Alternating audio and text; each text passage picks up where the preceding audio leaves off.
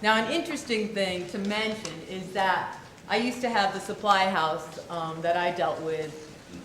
They would run the loads for me. And I can remember them telling me that they would run an outdoor temperature of 95 degrees and an indoor temperature of 70, just to be sure, just in case. They didn't want to be liable for undersizing the system. They didn't care if they were liable for oversizing equipment, you know, global warming and everything, but they didn't want to be liable for undersizing equipment unless a contractor actually told them to change those design conditions. So here I was thinking I was doing a great job, I had my load calculation, but actually many of the systems that I did were probably oversized because that does have a huge effect on, not huge, but a good effect on the sizing of the equipment. Okay, here is your sensible equipment load sizing. Here's your latent cooling equipment load sizing. And then here's your manual S cooling equipment summary. So like I said, some contractors will ask the software to choose the equipment for them and some will not. But what is really important here are the numbers. Oh, yeah, I thought the next slide was coming. What's really important here are the numbers to look at. So if you're going to be verifying a load or you want to work with your HERS rater, which I would recommend doing, show this to them and ask them, this is actually what they need to see, your HERS rater. And again, the best time to work on this and present this to your HERS rater is before the system is installed, so that any questionable sizing can come up before they show up at the door with the truck and the equipment. So you look at your, okay, you want to look at your sensible load here. Again, this is your biggie. This is all your material that kind of heats up and creates probably 70% of your load. You have 16,066 BTUs.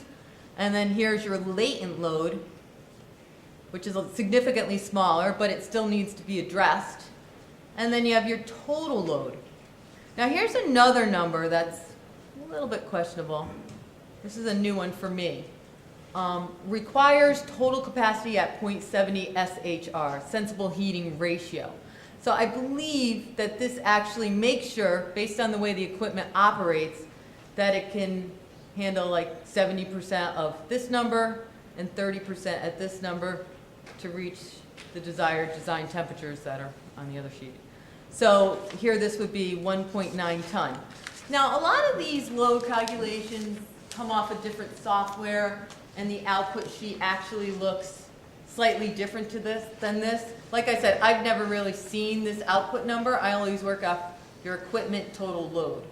So here I know I have 18,929 BTUs. So you say, great, what do I do with that number? Oh, and this I just wanted to show you. This gives you a general idea of really how the loads are being distributed throughout the house. So you could see that your glazing kind of creates a large portion of your load. And then you can see how that changes in the winter. I just thought that was kind of cool. So here's a proposal that I did. This is actually a job that I actually won. It was amazing because my closing ratio when I was a salesperson was actually, I had to bid 10 jobs to get one. So this is one of the ones that I actually did win. And it was pretty exciting. This was a large, very large house in Greenwich.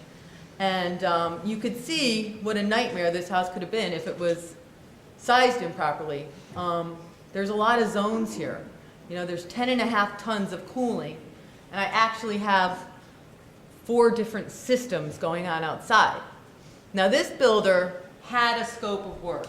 He was probably one of 4 or 5 builders that ever gave me a scope of work. But it's a good thing that he did. Back in 2003, he was probably ahead of his time.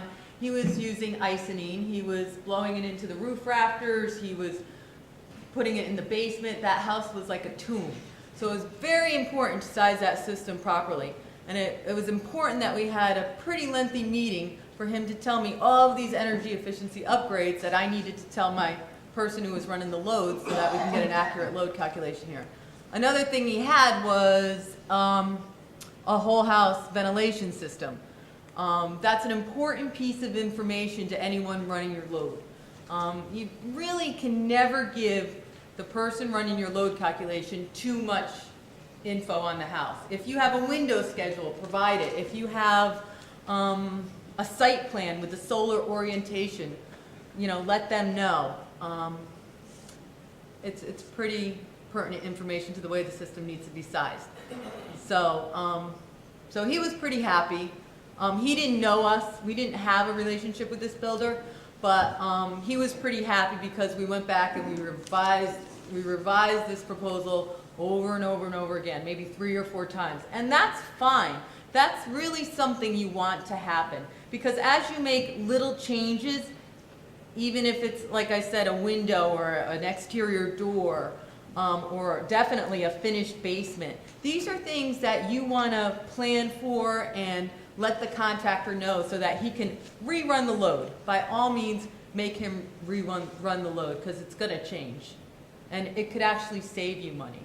I know I used to get so upset because actually this proposal actually takes about 5 or 6 hours of work. So whoever came up with the concept of free estimate was kind of off their rocker, because there should be no such thing as a free estimate, because there's a lot of time put in this. But all that most builders ever really cared about was this number compared to 2 or 3 other numbers that they got, and who looked like they were giving them the most for their money.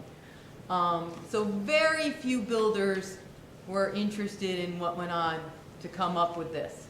So like I said, that's why I'm glad I got you guys all here locked in this room, and you're actually interested in listening. It's very exciting.